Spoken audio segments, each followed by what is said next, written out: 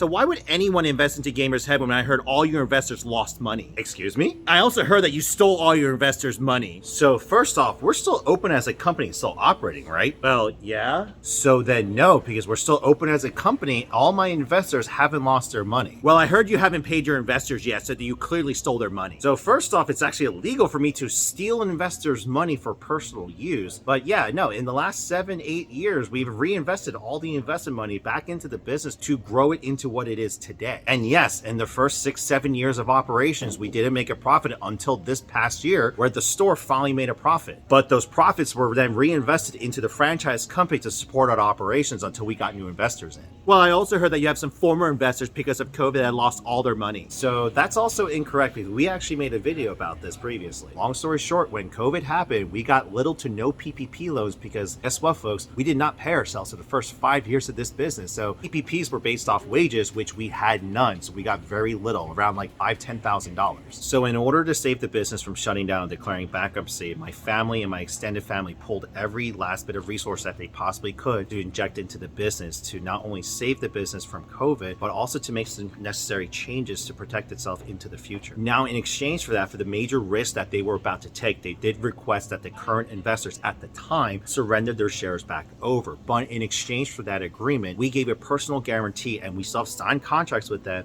that if the company survived, because it was still a risky time at that point, we didn't know if we were going to survive or not, but we guaranteed them that if we survived and became profitable, or if we sold the company for a profit, that they would get their original investments back plus interest and additional payments if we were able to make them. And yes, I do plan on giving them additional cash gifts as well as stock options into the company if we get to that point, because at the end of the day, we would not be here without them. So if you watch this part of the video, I mainly made this video because there was a couple accusations going around between Reddit, our store, and some individuals kind of DMing one another and people making me aware. So I wanted to make that point clear to you guys on a little bit of our history. So if you guys have more questions on that, I'm actually going to be setting a webinar where we can kind of go over our history kind of more in depth, because we're transparent. I have nothing to hide to you guys. I'd rather you guys know everything when you guys are making investment decisions with us. So most importantly, why is it that we're seeking investors for our franchising company if we're doing so well, quote unquote? So I know that people view us as a failing business because the franchise company isn't making an income to sustain itself. So we're going out and begging people for money, quote unquote, from people. But if you guys know how business works, you do require startup capital to start any type of business. Regarding the franchise side of the business, we started it 2 years ago during COVID when we went first viral on TikTok, because of obviously a lot of people wanting to franchise with us, but at the time we didn't have the resources to do so. So we got some initial investors on board so we could handle the legal processes, the consultation fees, registration fees, and document fees, everything that we needed in the beginning, with a little bit of operational support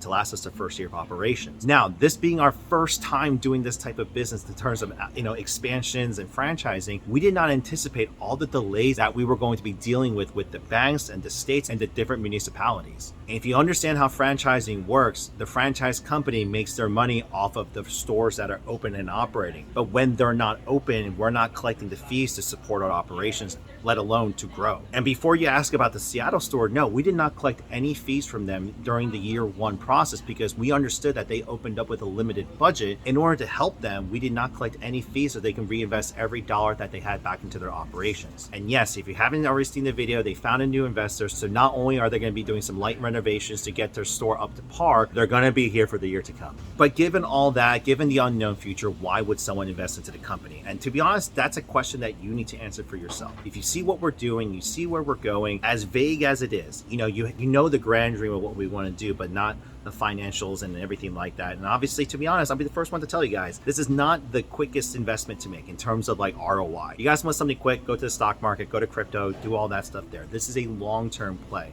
And obviously, for people who are investing in long-term, a lot of emotions are involved in it. You either really believe in the business that you're investing into. This is in general. If you're looking at a long-term play, number one, you really believe in the mission that a business is doing, and so you're in it for the long haul. And number two, you actually really do believe that not only is it going to succeed in the long haul, but it's going to pay off major dividends in the future, and that's why you invest. With us right now, we are finally having our South Florida, Denver stores finally in construction and opening up in the next few months here. So they're going to be open and operating, so we have income sources coming in from there. And with our Seattle store, with this cash injection, we're going to get to the point where we can finally start collecting on those fees so we can reinvest into our own company. And on top of that, we've had a lot of contracts who are waiting to see how full budget, big market stores would do with this business plan before they committed on to signing on. So by the summertime, time, once these prospecting franchisees see how the Miami, Denver stores, Seattle, and even the home store does as a collective unit, they will make their decisions at that point. But on top of that, until those income sources come in, we need a team. Right now, again, we're only a team of 3 people handling the job of 16 to 20 individuals. And in order to support not only the existing franchisees, but to also attain new ones and help